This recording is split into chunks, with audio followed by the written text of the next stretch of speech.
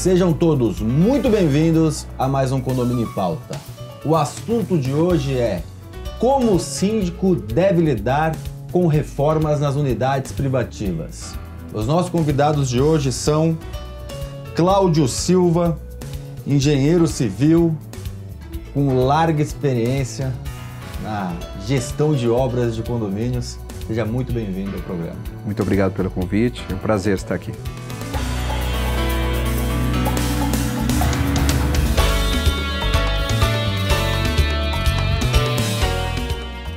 E o síndico profissional de sucesso aqui no estado de São Paulo, também engenheiro civil, Gunnar San Martin. Seja muito bem-vindo novamente ao programa. Mais uma vez agradeço a oportunidade e vamos contribuir aí com a nossa sociedade.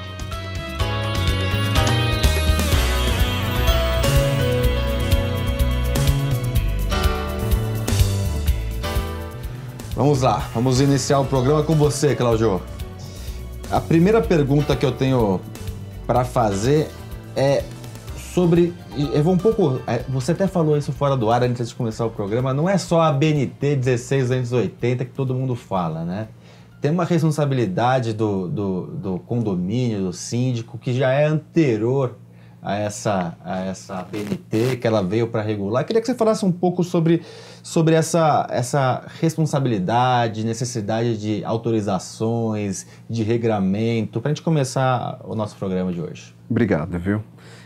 Como eu estava falando então anteriormente com você aqui nos bastidores, o que a gente percebe é que se fala muito na norma 16280, né, a partir aí, infelizmente, de algumas tragédias que aconteceram. Mas se você olhar praticamente todas as convenções de condomínios, das mais antigas, das mais recentes, tinha sempre lá a descrição da obrigação do condômino em, antes de fazer a tua obra, levar a informação ao síndico, e pedir autorização ao síndico.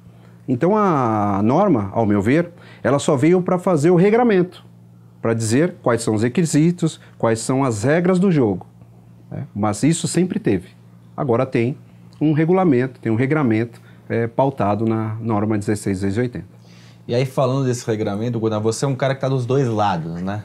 Você é o síndico profissional de diversos condomínios e você também é um engenheiro que faz, ou fazia, pelo menos acho que continua fazendo, obras em unidades, obras em edificações. Essa BNT, ela teve algumas mudanças, né? Ao longo acho que foram duas mudanças, na verdade, ao longo dos anos. E a última, ela eximiu um pouco a responsabilidade do condomínio, do síndico, onde o síndico ele tinha que autorizar, não sei se seria a palavra mais correta, mas de maneira mais simplista, ele dava o aval sobre aquela obra, ele tinha uma responsabilidade. Agora o síndico ele tem que receber a documentação, né? Ele é responsável pela documentação, ele tem... Falando da BNT, mas falando já de maneira geral de responsabilidade, mas muito mais do que isso, eu não quero falar de ABNT, eu quero falar até onde, como que você entende o síndico, o papel do síndico nesse controle do que acontece dentro dessas unidades. Não só no receber o papel, no receber o planejamento, porque o papel aceita... Qualquer coisa, né? Então, por favor. O mais importante é isso, você ter... O síndico ele pode acessar a unidade a qualquer momento de quando está sendo feita essa reforma. Ele vai receber todo o memorial descritivo do que vai ser feito dentro dessa unidade com os respaldos da BNT, né? Do que é colocado dentro do CREA e também da parte do Conselho de Arquitetura. Então, tudo que está sendo escrito ali, ele vai ter que conferir, juntamente com a documentação, que são as plantas, o memorial. Ele pode e deve chamar o engenheiro responsável por aquela reforma, o arquiteto responsável por aquele projeto, e analisar dentro das unidades, de fato, o que está sendo feito está devidamente escrito. Se atentar também à portaria para saber o que está sendo descrito lá, é o recebimento de material devido, para que não haja reformas que não estejam dentro daquele relatório, e fiscalizar, eu não digo diariamente, mas com uma rotina presente, né? Perfeito. Cláudio, embora a BNT tenha dado uma abrandada na questão da responsabilidade do síndico, né, com a última alteração, esquece a ABNT. Estou falando de responsabilidade porque é muito maior do que uma simples ABNT. A gente não tem a obrigação do síndico ter um engenheiro, e aqui no caso o síndico é um engenheiro aqui presente, mas a grande maioria dos síndicos não são engenheiros. Então não tem conhecimento técnico do que acontece em questão de reformas. Qual embora não obrigado, mas qual é o benefício ou a importância de você ter um engenheiro para assegurar o que acontece dentro das reformas das unidades condominiais? Perfeito. Bom, complementando um pouquinho a pergunta que você fez, Alguna, no meu entendimento, é muito importante que você tenha uma aferição de um profissional, né? É por conta que eu acredito que, por ele ser um colega, ser um engenheiro, ele tem essa verificação, ele sabe o que tem de risco ou não. Mas a grande maioria dos síndicos não tem essa classificação, não é um engenheiro, não é um arquiteto e não vai saber lidar com essas questões. Então, eu acho que é sumamente importante que você tenha a assessoria de um profissional ou de uma empresa que faça essa assessoria. Mas eu queria dar um pulinho antes, né? A norma foi feita em 2014, logo no ano seguinte ela foi reformada pela discussão que teve, deu uma abrandada assim na questão, mas assim, o aspecto é da segurança, né? Para evitar que aqueles acidentes, né, que ocorreram no passado não ocorram. Infelizmente estão acontecendo acidentes diferentes, né, até com unidades privativas aí, com incêndios. Mas voltando à questão, o importante é que o síndico se prepare, o condomínio se prepare. Como? Na norma de gestão de reformas, você, síndico, tem que ter um prontuário da edificação com todas as documentações do edifício ali à disposição para quando for o momento daquele condomínio solicitar a reforma, esse material estar ali com confiabilidade, cadastrado, catalogado. Você também vai fazer a gestão e o arquivamento correto desses prontuários, né? Porque hoje a obra está sendo feita, depois se esquece, aí teve um vazamento, precisa se analisar se aquela obra, em qual contexto, o que foi reformado ou não, então você tem rastreabilidade. Então, eu digo que a questão é muito mais ampla, a norma fala de gestão. E para você colocar gestão no processo, você tem que se preparar e ter um planejamento, né? Então a gente até elaborou um trabalho orientativo, depois eu Sim. posso indicá-lo, é um manual orientativo.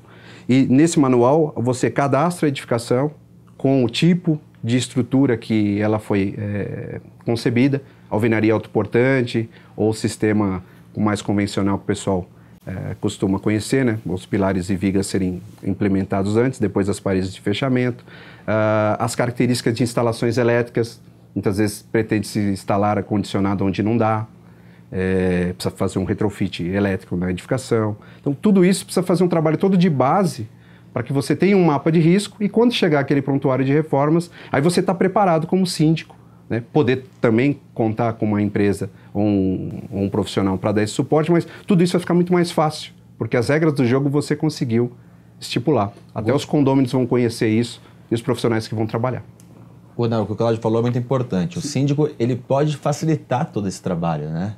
Exato. Então não adianta só ser punitivo, né? Ficar ali atrás da mesa. E fica fácil desse jeito, né? Observando, aí vai lá e pune todos os engenheiros que não estão fazendo de maneira adequada. A gente conversou aqui fora do ar que muitas vezes eles não têm essas informações. Esse trabalho, né?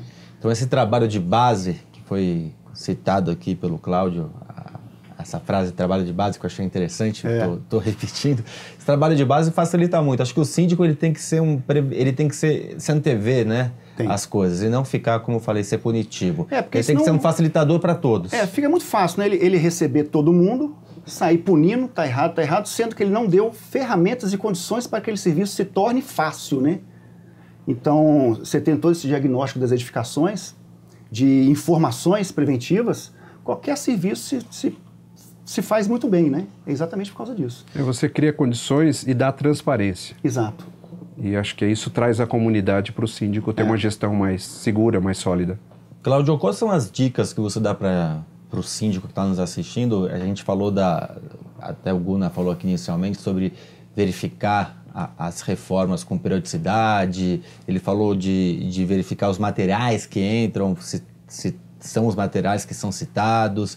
Quais são as dicas que você dá? Esquece o síndico Gunnar, porque o síndico Gunnar é fora da curva. É bem diferente. Por ser um engenheiro, né? Já é preparado, inclusive. E já preparado, com experiência. Agora, o síndico que não é um engenheiro, que tem dificuldade de entendimento da matéria, o que você sugere?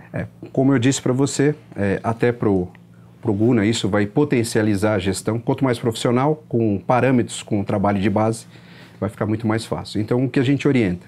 Contratar uma empresa para que ele possa fazer o cadastramento da edificação e montar um manual de reforma.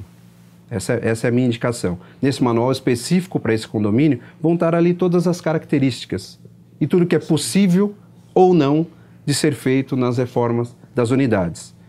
A gente recomenda que esse procedimento seja aprovado em assembleia, para que fique mais fácil do síndico falar, eu estou só cumprindo o que foi determinado em assembleia. Essas são as regras do jogo, aprovada pelos senhores mesmos. Sim. Né?